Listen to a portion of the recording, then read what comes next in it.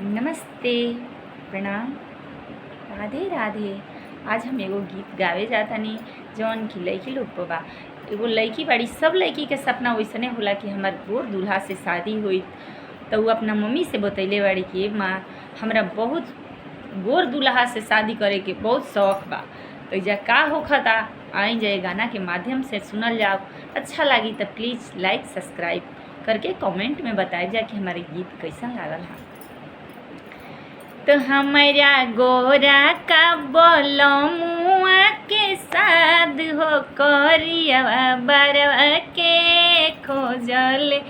हमारा गोरा का बोलमुआ के साथ हो करिया बरवा के खोजले। जबूरे करिया बरवा अंगना में होइले। जबूरे करिया बरवा अंगना में आइल।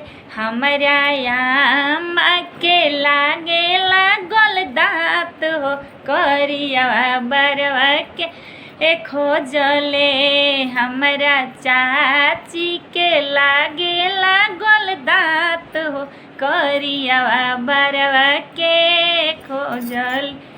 हमरा गोरा का हमारा गोरा का सजनावा के साथ हो करिया बरवा के खोजले। जबरे करिया बरवा कोहबर में गइले।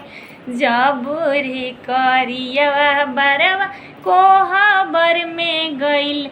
हमारा भाभी के लागे लागल दाँत हो करिया बरवा के खोजले। हमारा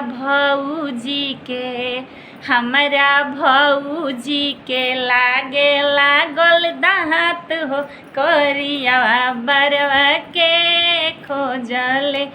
हमरा गोरा का बोलमुआ के साथ हो करिया बरवा के खोजले। हमरा गोरा का सजनावा के साथ हो करिया बरवा के खोजले।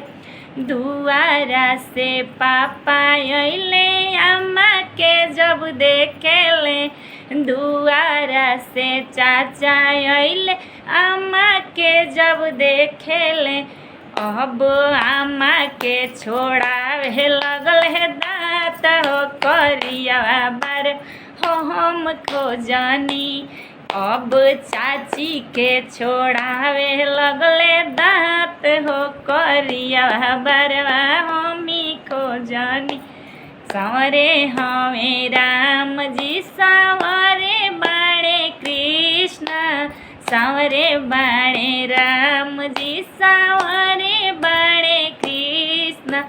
अब सांवरे बरन भोलेनाथ हो करिया बरवा हो हम खोजनी।